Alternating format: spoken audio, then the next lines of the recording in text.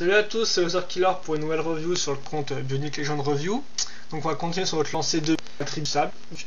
En théorie on aura Zesk et en tutoriel on aura Vorax. Voilà. Donc au niveau storyline, en fait, faut savoir Baramania a été créé suite à un cataclysme, enfin faisait partie d'une planète avant, et au cours du cataclysme en fait c'est détaché de la planète. Donc voilà, et donc au cours de ce cataclysme, les Vorax qui avant étaient une tribu assez forte et nomade ont régressé à l'état animal, donc ce qui explique leur aspect bestial sur lequel on reviendra plus tard. Et idem pour les Agoris Zesk en fait, voilà. Donc qui eux aussi ont régressé à un état assez bestial. Donc ça c'est un peu pour expliquer leur design, et donc on reviendra un peu dessus, mais donc on va lâcher Vorax pour l'instant et on va s'intéresser plutôt à Zesk. Donc Zesk, l'Agori, donc enfin la même taille. Donc la boîte, comme je vous ai déjà dit, c'est du 2008, hein, donc comme les Matoran et les Makuta de 2008. Donc on retrouve la partie en carton et la partie en plastique ici solide. Donc là, cette fois-ci, c'est du beige. Donc c'est un peu l'attrait principal de ces deux sets, en fait, c'est de remettre au goût du jour le beige, qu'on avait vu pour la dernière fois, il me semble, en 2002, excusez-moi, avec Poitu Nuva. Et donc là, il revient un peu à l'attaque, donc c'est plutôt pas mal, donc c'est un peu le gros point fort. Donc au niveau de la coupe, donc on va Zesk dans une peau assez menaçante comme d'habitude avec des cordes Baramaya derrière, c'est-à-dire des escaliers un peu et du sable quoi. Donc ça c'est assez typé pour l'élément quoi, donc avec des teintes beige et marron. Les escaliers d'ailleurs qui rappellent un peu 2001 avec une image des Toamata et des héros en escalier, ça me rappelle un peu ça en fait. Mais bon, c'est mes vieux souvenirs nostalgiques tout ça. Donc sur le côté Bionic, sur le dessus, encore écrit Bionic tout ça, enfin vous connaissez la boîte, donc vous êtes un peu rébarbatif. Ici derrière la boîte, donc les 3 cas d'information, le biocode pour les stickers sur mes Lego Network et notre pose de Zesk que vous verrez ça en magasin parce que je vais pas trop mettre le macro, mais voilà, donc en fait une autre pose que vous pourrez aussi voir sûrement sur internet. Voilà, donc on va ouvrir la boîte simplement. Les instructions, je vais vous montrer ça vite fait bien fait, hein, vu qu'en final c'est pas très intéressant. Donc là vous avez l'image de la couverture, vous le dépliez. Hop là, les instructions en 5 étapes, on va dire. Donc là, on reviendra un peu sur la construction vu qu'il y a un élément qui change, mais sinon ça reste très classique. Et derrière, le poster, avec tous les Agoris ainsi que leurs Glatorians. Enfin, tous les Glatorians ainsi que leurs Agoris, quoi.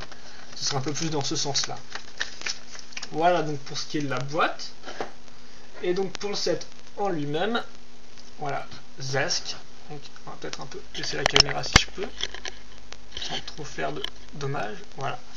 Donc Zesk, donc comme je l'ai dit, enfin je l'ai peut-être pas dit, on remarque que c'est un quadripède, donc pour l'aspect bestial, donc ça change un peu. Il me semble qu'il n'y a que Tarduk en fait qui est aussi un peu quadripède dans son style de marche.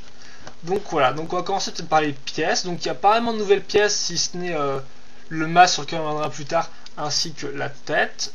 Attendez que je vous montre la tête, que vous connaissez déjà, cette fois-ci en orange, alors qu'elle était en bleu par exemple dans Metus. Voilà. Donc la tête ainsi que le masque, sinon le reste on le connaît déjà, c'est des ricolores.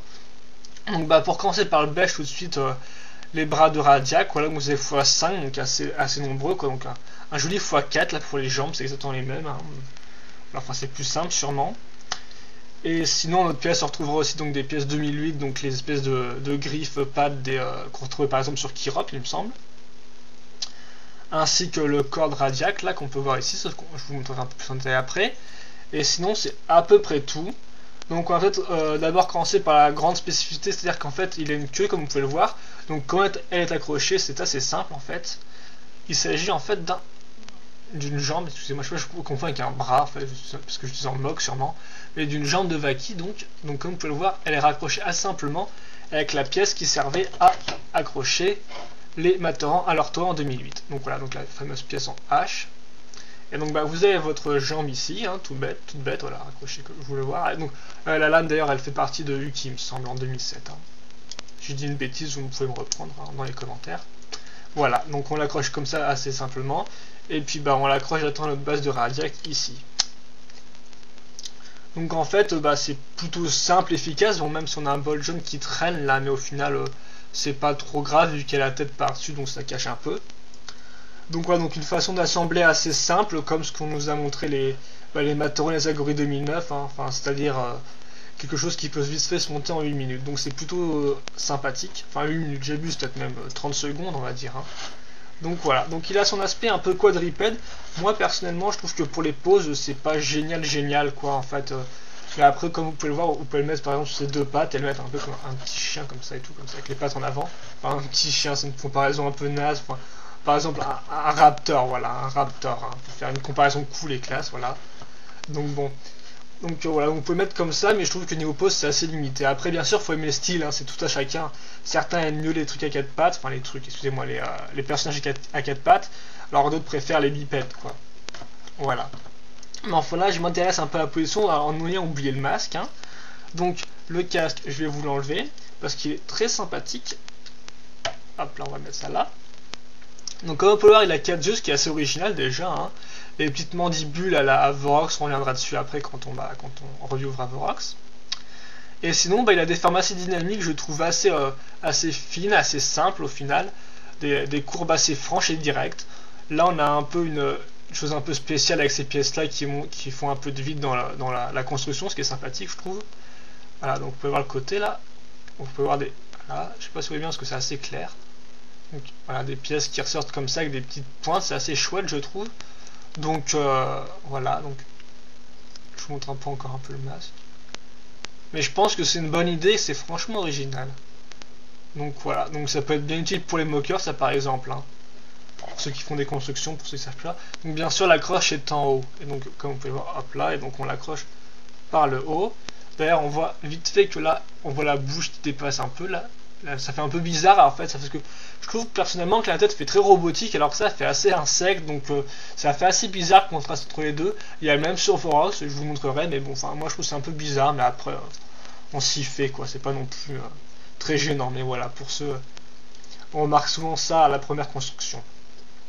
Donc bon, je crois que j'ai à peu près fait le tour pour Vorax, il n'y a pas grand, enfin excusez-moi, pour Zesk, il n'y a pas grand chose à dire plus quoi, donc c'est un algorithme assez simple et qui au final, comme il n'a pas vraiment d'armes ou de pièces nouvelles, c'est assez de la reuse, donc au final on peut mettre ça en point critique, c'est que les seules nouvelles pièces qu'on a c'est son casque, donc la tête, mais ça vous la trouvez un peu partout dans les nouveaux sets 2009, et aussi c'est recolor comme ça, mais sinon voilà, c'est un peu limité en nouvelles pièces, mais je pense que rien que pour le masque ça peut valoir l'achat, enfin, parce qu'il est franchement très sympathique.